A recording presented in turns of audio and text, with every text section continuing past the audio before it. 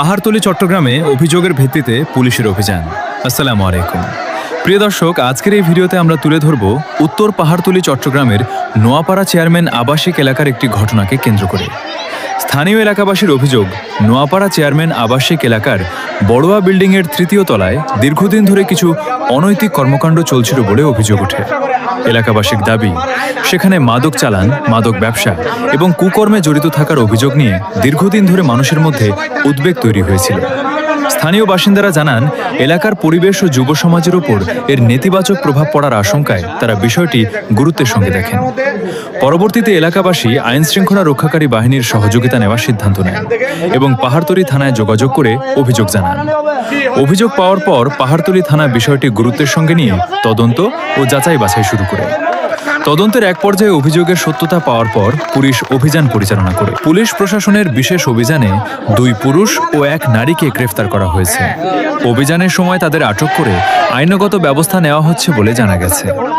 সংশ্লিষ্ট কর্তৃপক্ষ জানিয়েছে, অপরাধ দমনে এ ধরনের অভিযান অব্যাহত থাকবে।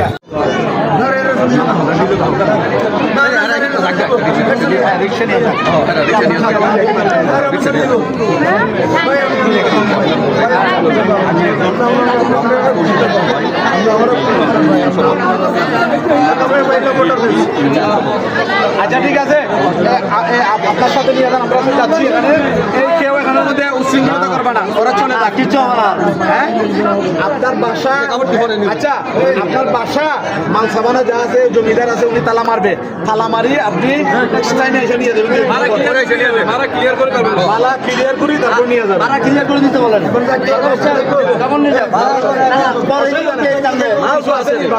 কিছু না, ওরকম করে মাল সামান নাই। ভাই, আমি মাল আছে নাই, আচ্ছা যা আছে এটা এখন নিয়ে যান।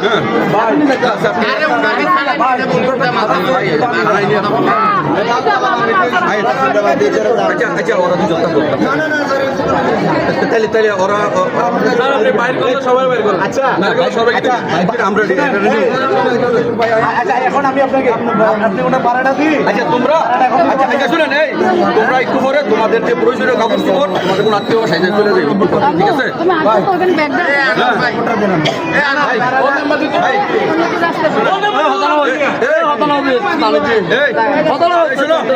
ভাড়া তুমি দিয়ে যাবা, ভাড়া কিভাবে দিবে? ভাড়া দিব, মাল অল্প, টুকটাক মাল আছে, টুকটাক মাল আছে।